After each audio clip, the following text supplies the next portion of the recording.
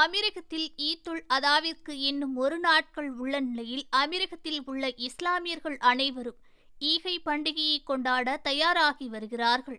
ஈத்துல் அதாவை முன்னிட்டு அமீரக அரசானது இன்று தொடங்கி 4 நாட்கள் விடுமுறையை அறிவித்துள்ளது. அதன்படி ஈத்தல் அதாவிற்கு முன்னர் வரும் அரஃபா நாள் இன்று என்றும் ஈத்தல் அதா என்னும் ஹஜ் பெருநாளானது நாளை ஞாயிற்றுக்கிழமை என அறிவிக்கப்பட்டுள்ளது. மேலும் ஹஜ் பெருநாளின் போது அமீரகம் முழுவதும் சூரிய உதயத்திற்கு பிறகு சிறப்பு தொழுகையும் நடைபெறும். அத்துடன் அனைத்து எமிரேட்டுகளிலும் உள்ள மசூதிகள் மற்றும் முசல்லாக்கள் என்று அழைக்கப்படும் திறந்தவெளி வழிபாட்டு தலங்களில் நடத்தப்படும் சிறப்பு தொழுகையில் இஸ்லாமியர்கள் கலந்து கொண்டு இறைபாட்டில் வழிபடுவது வழக்கமான ஒன்றுதான். அதனைத் தொடர்ந்து தற்போது ஈத்தல் அதாவிற்கு நடத்தப்படும் பெருநாள் தொழுகைக்கான நேரங்களையும் அறிவிக்கப்பட்டுள்ளது. துபாயில் உள்ள இஸ்லாமிய விவகாரங்கள் மற்றும் அறப்பணித்துறையின்படி மசூதிகள் மற்றும் முசல்லாக்களில் ஹஜ் பெருநாள் தொழுகையானது காலை 5:45 மணிக்கு நடைபெறும்.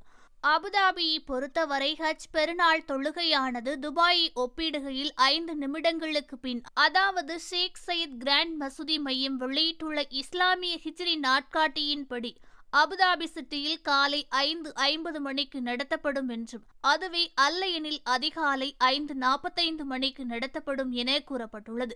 ஷார்ஜாவின் இஸ்லாமிய விவகாரத்துறை வெளியிட்டுள்ள ஹிஜ்ரி நாட்காட்டியின்படி பெருநாள் தொழுகையானது அதிகாலை 5:44 மணிக்கு நடைபெறும். அஜ்மானில் பெருநாள் தொழுகையானது அதிகாலை 5:44 மணிக்கும் உம்மல் குவைனில் அதிகாலை 5:43 மணிக்கும் நடத்தப்படும்.